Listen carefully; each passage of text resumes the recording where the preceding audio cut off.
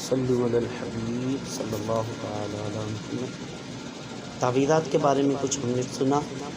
آئیے اسی کو مزید آگے بڑھاتے ہوئے کچھ اور جو ہے علم اضافے کے لیے سے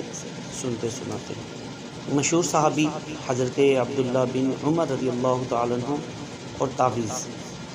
سیدنا امام احمد بن حنبل رضی اللہ تعالی عنہ نقل فرماتے ہیں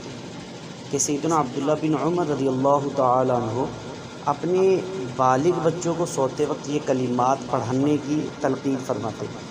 بسم اللہ اعوذ بکلمات اللہ التامات من غضبہ وعقابہ وشر عبادہ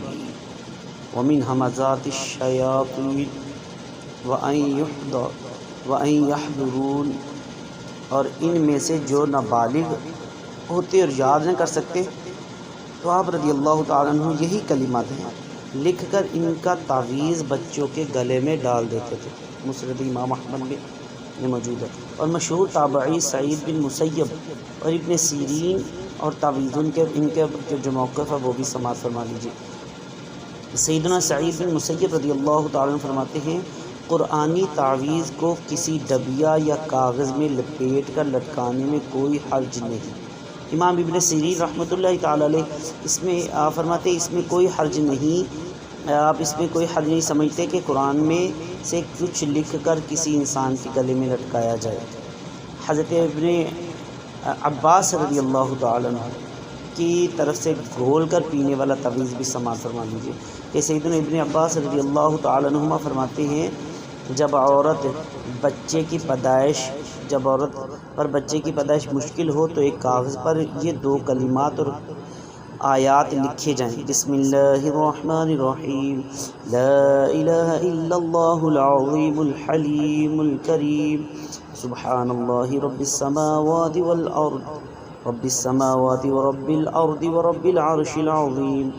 کأنہم یوم یرونہا لم یلبثوا الا عشیۃ او ضحاہا، كأنهم يوم يرون ما يوعدون لم يلبثوا إلا ساعة من النهار بلاغ فهل يهلك إلا القوم الفاسقون۔ پھر اسے پانی میں گول کر اس عورت کو پلا دیا جائے۔ اچھا، کون سے دم اور تعویذ ناجائز ہیں اور کون سے جائز ہیں یہ بھی سن لیجئے۔ مفتی محمد امجد علی اعظمی رحمۃ اللہ تعالی علیہ اپنی شرح آفاق کتاب بہار شریعت میں لکھتے ہیں کہ بعض حدیثوں میں جو ممانعت آئی ہے اس سے مراد وہ تعویذ ہیں جو ناجائز الفاظ پر مشتمل ہوں اور جو زمانہ جاہلیت میں کیے جاتے تھے۔ اسی طرح تعویذ اور آیات اور احادیث پیالہ میں لکھ کر مریض کو بھی بنیت شفا پلانا بھی جائز ہے، اور جنب اور حائض اور بھی تعویذات کو گلے میں پہن سکتے ہیں، بازو پر باندھ سکتے ہیں، جبکہ تعویذات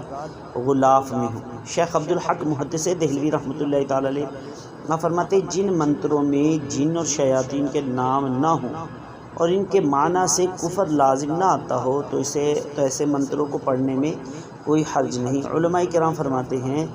کہ جس منتر کا معنی معلوم نہ ہو اسے نہیں پڑھ سکتے، لیکن جو شارع علیہ السلام سے صحیح طور پر منقول ہو اسے پڑھ سکتے ہیں اگرچہ اس کا معنی معلوم نہ ہو۔ تو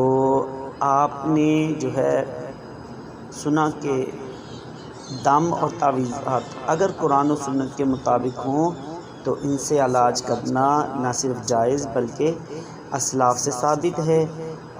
خود ہمارے آقا دو عالم کے داتا صلی اللہ علیہ وسلم نے حضرت ابو دجانہ رضی اللہ تعالیٰ کے لیے حضرت علی رضی اللہ تعالیٰ سے تعویذ لکھوایا، اور یوں ہی دیگر صحابہ کرام علیہم رضوان اور بزرگان دین رضوان اللہ تعالیٰ علیہم اجمعین کا عمل رہا ہے۔ اللہ پاک قرآن و سنت کے فیض سے ہم سب کو مالا مال فرمائے، آمین بجاہ نبی الامین صلی اللہ علیہ وسلم۔